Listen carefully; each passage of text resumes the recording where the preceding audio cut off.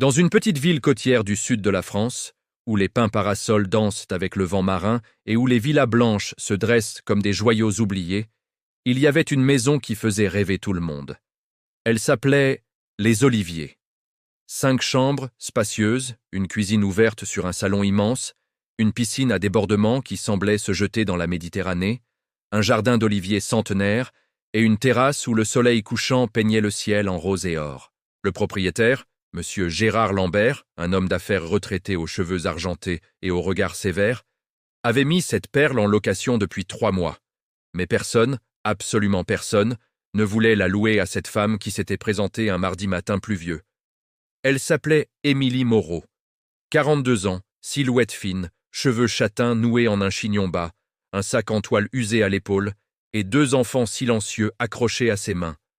Lucas, 8 ans, et la petite Clara, 5 ans. 5.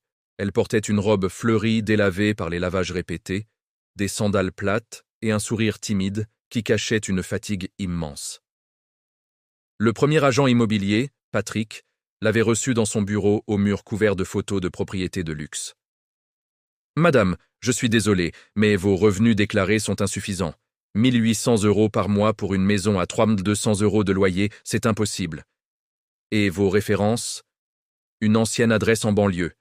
Pas de garant solide. » Émilie avait insisté, la voix douce mais ferme. « Je peux payer 3 mois d'avance en espèces. Mon mari travaille à l'étranger, il envoie l'argent régulièrement. Nous avons besoin de calme pour la santé de Lucas. Il a de l'asthme et l'air de la mer lui ferait du bien. » Patrick avait secoué la tête, noté son numéro et promis de rappeler. Il n'avait jamais rappelé. Le lendemain, Émilie avait contacté directement le propriétaire via l'annonce en ligne. Gérard Lambert l'avait fait venir visiter la maison. Elle avait marché dans le salon, effleuré les rideaux de lin, admiré la vue depuis la terrasse, les yeux brillants d'émotion.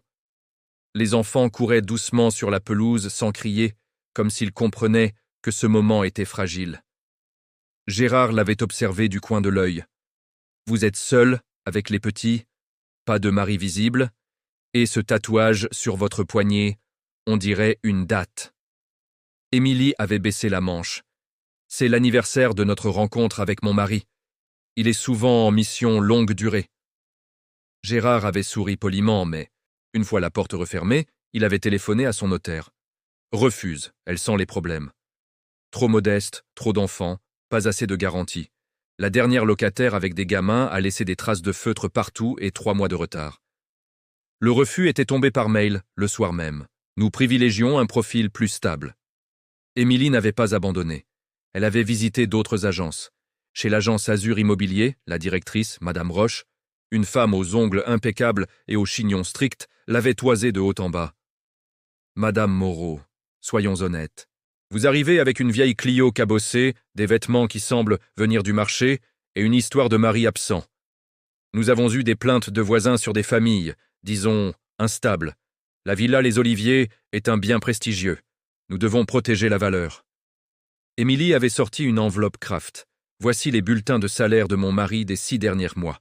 Regardez, c'est substantiel. » Madame Roche avait feuilleté rapidement, froncé les sourcils devant des montants flous et conclut « Désolé, nous ne pouvons pas prendre le risque. » Le soir, Émilie avait pleuré dans sa petite chambre d'hôtel, serrant ses enfants contre elle. Lucas avait murmuré « Maman, on va trouver. Papa va être fier. » Les jours passaient. Les annonces restaient en ligne, mais chaque visiteur potentiel entendait les mêmes rumeurs. « Il y a une femme qui insiste, mais on la refuse. Trop risqué. » Un couple de retraités aisés avait même été contacté par l'agent. « Prenez-la plutôt, elle est parfaite pour vous. Pas comme cette dame seule avec enfant. » Émilie continuait à appeler, à envoyer des mails polis, à proposer des visites supplémentaires. Elle racontait son histoire avec une voix calme, presque hypnotique. Comment elle avait quitté la région parisienne pour fuir l'humidité qui aggravait l'asthme de Lucas. Comment son travail de traductrice freelance lui permettait de rester disponible. Comment son mari, militaire ou ingénieur selon les versions floues, les rejoindrait bientôt. Personne n'écoutait vraiment. Les portes se fermaient, les unes après les autres. Le propriétaire Gérard commençait même à en plaisanter avec ses amis au golf. « Vous verriez cette pauvre femme. Elle revient comme un boomerang. Je vais finir par mettre un panneau réservé juste pour elle. Un vendredi après-midi, tout bascula. Émilie s'était présentée une dernière fois au bureau de Patrick, accompagnée cette fois d'une vieille dame du quartier qui acceptait d'être sa caution morale. Patrick, excédé, avait fini par dire « Écoutez, donnez-moi le nom complet de votre mari et son numéro de sécurité sociale. Je vais vérifier moi-même auprès de la banque. Si tout est clean, peut-être. » Émilie avait hésité une seconde, puis avait écrit sur un post-it. Docteur Alexandre Moreau, matricule 47 89 12 3456. Patrick avait saisi le papier, l'avait tapé dans son ordinateur, et soudain son visage avait changé de couleur. Ses doigts s'étaient figés sur le clavier. Il avait cliqué plusieurs fois, ouvert une nouvelle fenêtre, comparé des photos. Sa bouche s'était ouverte sans qu'aucun son n'en sorte pendant de longues secondes. Attendez, Alexandre Moreau, le professeur Alexandre Moreau, le chirurgien cardiaque? Celui qui a opéré le président de la République l'année dernière? Celui qui dirige la fondation Cœur sans frontières et qui a reçu la Légion d'honneur des mains du ministre? Celui dont la photo est dans tous les journaux après l'intervention sur le petit orphelin syrien diffusée en direct? Émilie avait simplement hoché la tête, les yeux baissés, presque gênée. Oui, c'est mon mari. Il est en mission humanitaire au Sénégal depuis 8 mois. Il rentre dans 3 semaines. Nous voulions cette maison pour l'accueillir dignement, loin des projecteurs, dans un endroit où les enfants pourraient me respirer. Le silence dans le bureau était assourdissant. Patrick avait rappelé immédiatement Gérard Lambert. Sa voix tremblait. « Monsieur Lambert, vous devez venir tout de suite. C'est incroyable. La dame, son mari, c'est le professeur Moreau. » Gérard était arrivé en moins de 20 minutes. Cravate de travers, le visage blême. Il avait regardé Émilie, vraiment regardé cette fois. La femme discrète qui n'avait jamais élevé la voix, qui avait poliment insisté pendant des semaines, qui avait proposé de payer cash sans jamais menacer. Il s'était souvenu des articles qu'il avait lus. Alexandre Moreau, l'homme qui refusait les honoraires exorbitants, qui opérait gratuitement dans les pays pauvres, qui avait sauvé la vie de son propre neveu lors d'une urgence cardiaque 2 ans plus tôt, sans même savoir qu'il s'agissait du neveu d'un propriétaire immobilier. Gérard avait bafouillé. « Madame Moreau, je ne savais pas. Si j'avais su… » Si, Émilie avait souri pour la première fois d'un vrai sourire lumineux. « Personne ne le sait jamais au début. C'est pour ça que nous voyageons discrets. Alexandre déteste les privilèges. Il voulait que je trouve une maison par moi-même, comme n'importe quelle mère. » Patrick avait sorti le contrat, les clés, avait annulé tous les autres rendez-vous. Gérard avait baissé la tête. « Prenez-la pour 6 mois, gratuit le 1er mois. Et si votre mari veut acheter, elle est à vous. » Les enfants avaient sauté de joie dans le jardin dès que la porte s'était ouverte pour de bon. Lucas avait respiré l'air marin à plein poumon et avait dit « Maman, ça sent la liberté. » Les jours suivants, la nouvelle s'était répandue comme une traînée de poudre dans la petite ville.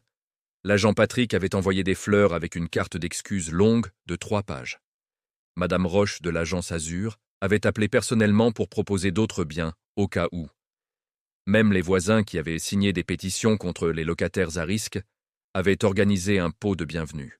Émilie avait accepté les invitations avec grâce, mais elle avait répété à chaque fois « Nous sommes une famille comme les autres. Mon mari soigne les cœurs. Moi, je traduis des rêves. Ne jugez jamais sur l'apparence d'une robe délavée ou d'une vieille voiture. » Et quand Alexandre était enfin rentré, bronzé, fatigué mais radieux, il avait serré sa femme dans ses bras sur la terrasse des Oliviers, avec la mer en toile de fond.